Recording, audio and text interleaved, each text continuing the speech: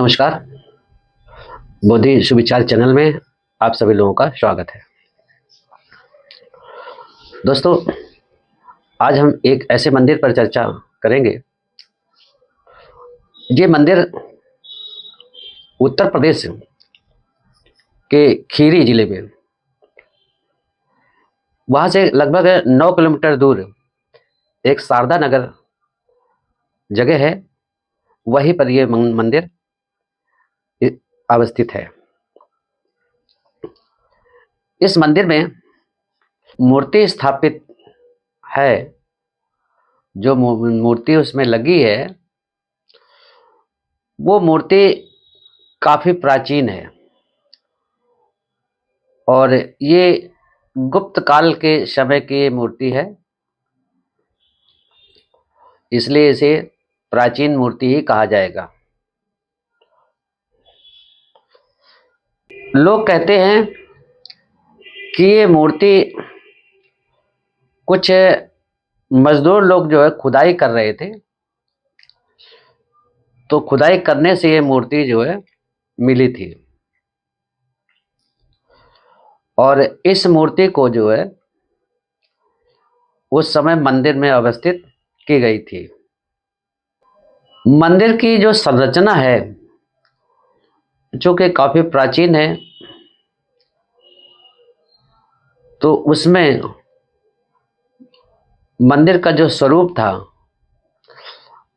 वो बहुत ज़्यादा खराब हो गया था।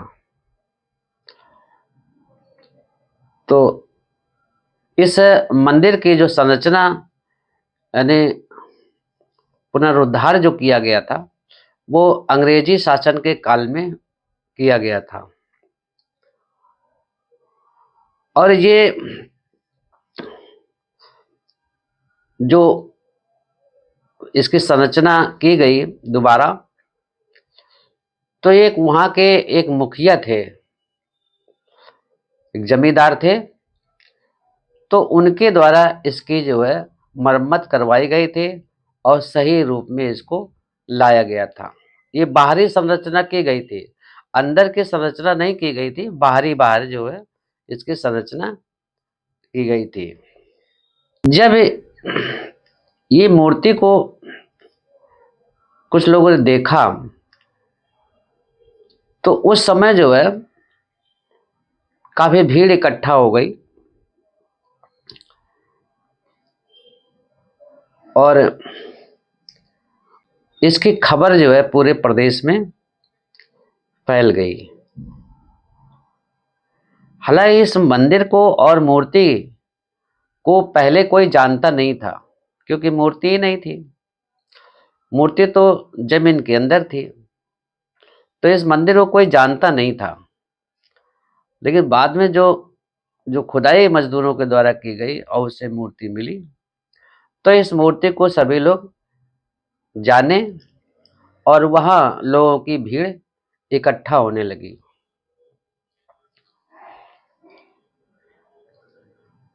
इसके पहले जो है ये तिलौटी नाथ नाम का कोई मंदिर वहां नहीं था और न ही लोग कोई ये जानते थे कि ये बाबा शिव जी का मंदिर है या शिव जी की मूर्ति है। जैसे खुदाई से मूर्ति जब प्राप्त हुई है, वैसे ही मनु महाराज के वंशज इन लोगों की भीड़ इकट्ठा होना शुरू हो गई और ये पत्थर की जो बनी आकृति है उसको गौर से लोगों ने देखा। फिर क्या, उनकी मुस्कान तो होठों पे आ गई और खुशी का उनका ठिकाना नहीं रहा और इस प्रकार से उनके मन में एक नई नई कल्पनाएं आने लगी, नए विचार आने लगे, नई सोच का जन्म होने लगा और इस मूर्ति और मंदिर को कब्जा करने के वास्ते इन लोगों ने नई नई कहानियां गढ़ना शुरू कर दी।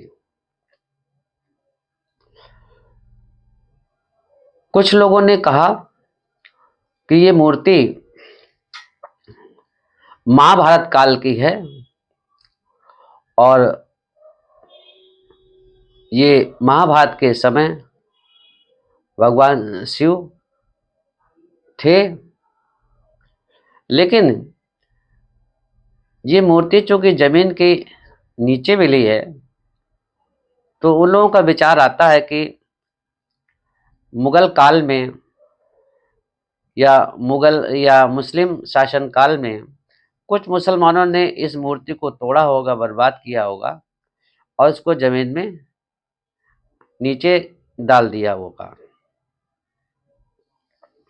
कुछ लोगों ने तो यहां तक कह दिया कि ये साक्षात भगवान शिव की है। इस शिव मंदिर को मुगल काल में जो है कुछ सम्राटों के द्वारा नष्ट किया गया है, जिसकी वजह से उस मंदिर में जो विराजित शिव भगवान जमीन के नीचे दब गए होंगे। ये बातें वैदिक काल के अनुयायियों में प्रसन्नता की बात हो गई। ये सारी बातें जो वैदिक काल के लोग थे वो पुनः इस चीज को कह रहे हैं और उनको प्रसन्नता की बात ये है कि मानो महाभारत काल के जो विलुप्त हुए हैं भगवान उनके शिव, वो मिल गए हैं। खुशी के कारण ये लोग ये भी जानना शायद भूल गए थे कि मुगल काल के पहले भी स्वर्ण काल था। उस काल में इस महाभारत में भगवान शिव की चर्चा क्यों नहीं हुई है? अगर महाभारत काल का है तो महाभारत में उस शिव मंदिर की चर्चा होनी चाहिए। इस पत्थर में जो मूर्ति विराजमान है उसे हम आप लोगों को दिखा रहे हैं। हम आप लोगों को ये मूर्ति दिखाएंगे कि किस तरह से ये मूर्ति वहां पर स्थित है। इस मूर्ति पर क्या है कि तमाम फूल मालाओं से ये सजी मूर्ति है, जिसके कारण इस मूर्ति को बड़े गौर से देखना पड़ेगा, क्योंकि बहुत सारी चीजें उसमें ढकी हुई हैं। इसलिए इसे बहुत सावधानी से देखना पड़ेगा और गौर से करके देखना पड़ेगा। ये एक लिंग आकार का है, जो पत्थर मिला है वो लिंग आकार का है। ऐसे लिंग नुमा पत्थर पर नीचे की ओर देखने पर ज्ञात होता है कि ये मूर्ति जो है मार्गदाता गौतम बुद्ध की है। आप देखेंगे कि ऊपर जो बाल, जो उनके घुघराले बाल थे, वो ऊपर सर के ऊपर चोटी की तरह दिखाई देते थे। उस चोटी को इन लोगों ने फूल मालाओं से जो है और लेप वेप लगा करके ढक दिया है। मार्गदाता बुद्ध के कान लंबे होते थे। आप लोगों ने देखा होगा बुद्ध की मूर्ति, उनके कान लंबे हुआ करते थे, तो उनके कान भी इस मूर्ति में लंबे ही दिखाई देते हैं। इस तरह की मूर्तियां ये वज्रयानी लोग जो है बनाते थे, और उसके काल में जो मूर्तियां बनाई जाती थी तो उनका एक अपना उद्देश्य होता था। उस उद्देश्य के कारण वो इस तरह की मूर्तियां जो है वो बनाया करते थे। ऐसी आपको एक मूर्ति नहीं, अनेक मूर्तियां मिलेंगी जो लंबवत एक पत्थर पर, शिला पर, ये कोई 4 सिर वाली मूर्तियां होंगी, कोई 8 सिर वाली मूर्तियां होंगी, जो जो शिवलिंग जैसे कहते हो तो वो लंबवत एक शिला है और उस शिला में जो चारों तरफ है उसमें तथागत बुद्ध की मूर्तियां उसमें मिलेंगी। ये 4 हाथ वाली हैं, चाहे 8 हाथ वाली हो। इस तरह की मूर्तियां अक्सर जो है वज्रयानी लोग बनाया करते थे और इनके पूरे जो है प्रमाण पुरातत्व विभाग के पास हैं। इसलिए हम ये कहेंगे कि इन ब्रह्मवंशी जो लोग हैं, जो मनु के वंशज हैं या वैदिक काल बताने वाले जो लोग हैं, तो उनको ये जान लेना चाहिए कि कोई शिव नहीं है। ये शिव कैसे हो सकते हैं? शैव पंथ 9वीं 10वीं शताब्दी में जब आया है ये, तो गुप्त काल तो 4थी शताब्दी में था। तो फिर 9वीं 10वीं शताब्दी में शिव का जन्म होता है। शैव पंथ जो है वो 9वीं 10वीं शताब्दी में ही जन्म होता है उसका। अब वो उसके पहले की मूर्ति है, तो शिव कैसे हो सकती है? जब शैव पंथ आएगा तभी तो शिव आएगा। तो ये जो है इसमें भ्रम करने की कोई बात नहीं है। ये मूर्ति जो है मार्गदाता भगवान बुद्ध की है।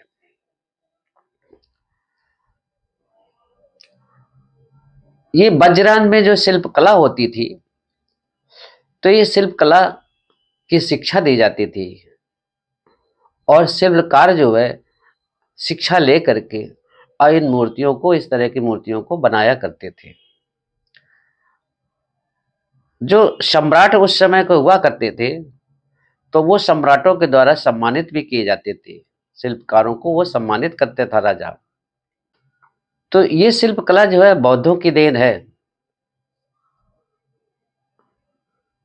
जबकि हम वैदिक युग में जो ये बात करते हैं कि कोई वैदिक युग होगा, अभी तक तो कोई प्रमाण नहीं मिले हैं वैदिक युग के।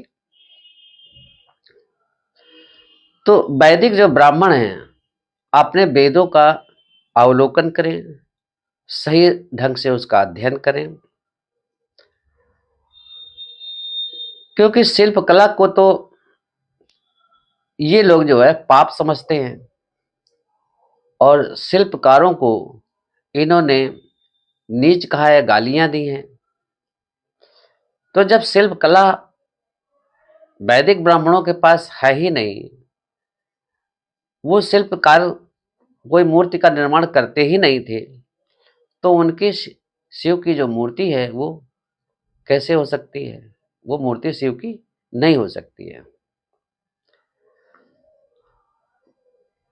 और हमें ये ऐसे वैदिक लोगों से कहना भी है कि ये मूर्ति पर जो आप अधिग्रहण क्यों करते हो, इस मूर्ति का अधिग्रहण नहीं करना चाहिए आपको। लेकिन मैं समझता हूं कि शायद ये आपका व्यवसाय बन चुका है, जिसके कारण किसी की मूर्ति हो अपना बना लेते हो। कहने का मतलब ये है